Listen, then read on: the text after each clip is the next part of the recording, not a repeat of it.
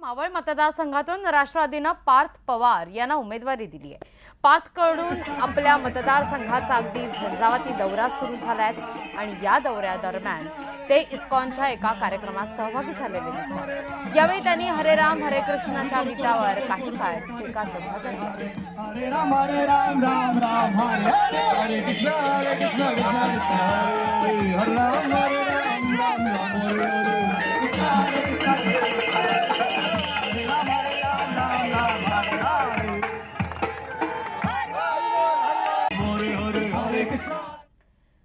यानंतर बातमी साताऱ्याची आहे। सातारा जिल्हा काँग्रेसचे अध्यक्ष रणजित सिंग नाईक निंबाळकर उद्या भाजपवासी होणार असल्याचं म्हटलं जात आहे।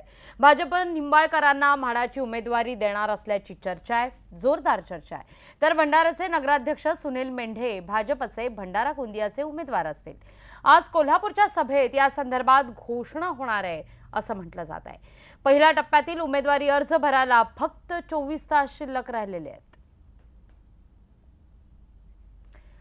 औरंगाबाद लोकसभा मतदारसंघ इथून उमेदवारी न मिळाल्यानं नाराज झालेला अब्दुल सत्तार यांनी काँग्रेस पक्षाचा राजीनामा दिला आणि त्यानंतर रात्री मात्र सत्तार यांनी मुंबईत मुख्यमंत्री देवेंद्र फडणवीस यांची भेट घेतली आहे। गिरीश महाजन यांच्या समवेत झालेली ही भेट अर्थातच राजकीय वर्तुळात चर्चेचा विषय ठरतीये। मोठा भूकंप होणार का अशी एक दबक्या स्वरात चर्चा आहे।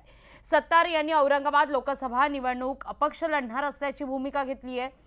अशोक चव्हाण आणि काँग्रेस हायकमांडच्या कार्यपद्धती सत्तारांनी नाराजी व्यक्त करताना दिसली आहेत। सत्तार हे वास्तविक विखे अशोक चव्हाण यांचे निकटवर्तीय मानले जातात, पण चव्हाण यांनी सत्तार यांच्या नावाचा विचार न करता सुभाष झांबड यांना उमेदवारी दिल्यानं सत्तार नाराज आहेत आणि त्यातच मुख्यमंत्र्यांची भेट म्हणजे नवी राजकीय समीकरण या ठिकाणी पाहायला मिळणार का अशी सुद्धा एक चर्चा आहे।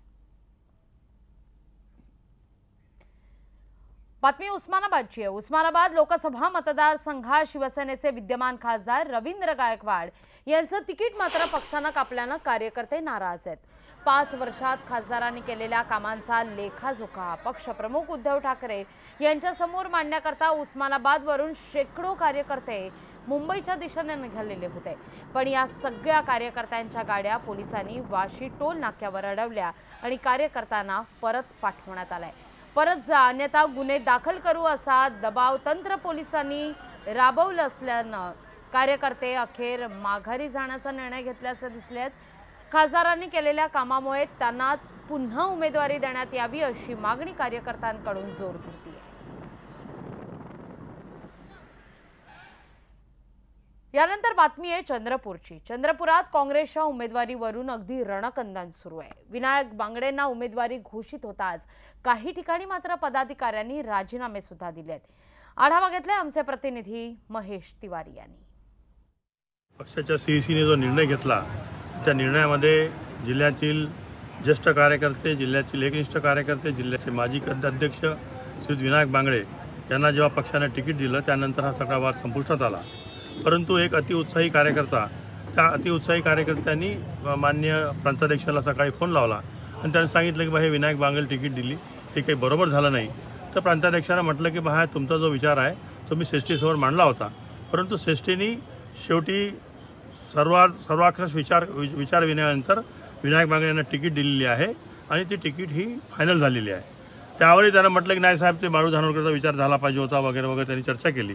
तर त्यांनी म्हटलं की बा हे मत माझंसुद्धा होतं आणि मी माझं मत श्रेष्ठीला सांगितलं आणि तुमच्या मताशी जरी मी सहमत असलो तरी श्रेष्ठीचं मत हे फायनल असल्यामुळे श्रेष्ठी जो निर्णय घेईल तो अंतिम निर्णय आहे आणि त्यानंतर कुठल्याही प्रकारची या जिल्ह्यामध्ये काँग्रेस कार्यकर्त्यामध्ये वाच्यता नाही आणि या सगळ्या बाबीचा खुलासा माननीय अशोक चव्हाण साहेबांनी दुपारी आपल्याच चॅनलमार्फत केलेला आहे आणि तो खुलासा माझ्या माहितीप्रमाणे किंवा माझ्या नॉलेजप्रमाणे पूर्ण झालेला आहे। मला सांगा, काही ठिकाणी अजूनही काही कार्यकर्ते आत्ताही काही कार्यकर्ते विरोधात बोलून गेले किंवा इतर ठिकाणी जे सुरू आहे तर नेमकं हे कुणाच्या इशारावर सुरू आहे किंवा हे थोपवण्यासाठी किंवा सगळ्याच कार्यकर्त्यांना सोबत घेण्यासाठी एक पक्षाचे जिल्हाध्यक्ष म्हणून तुम्ही काय भूमिका घेणार आहात? त्यासाठीच आम्ही आज संध्याकाळी इथं विनायक बांगडेच्या घरी बैठक बोलावली होती। जवळपास आमचे या जिल्ह्यातील या लोकसभा क्षेत्रातील 10 अध्यक्षापैकी 7-8 अध्यक्ष इथं उपस्थित होते। ज्या कोणी इथं येऊन आवाज काढला किंवा काही मोठ्या शब्दात जे बोलले ते खरं पाहिलं तर काँग्रेसचे कार्यकर्तेच नाही कोणीतरी मनसेतून काल परवा आला, मनसेतून गेला, अशा आयराम गैराम सारखे लोक येतात आणि सांगतात की विनायक भाऊ अच्छा नाही, वो अच्छा नाही. अशा सामान्य कार्यकर्त्याला किंवा अशा वाईट गोष्टीला काँग्रेस कमिटी किंवा काँग्रेसचा सच्चा कार्यकर्ता कधी थारा देणार नाही. महेश तिवारी, न्यूज 18 लोकमत, चंद्रपूर.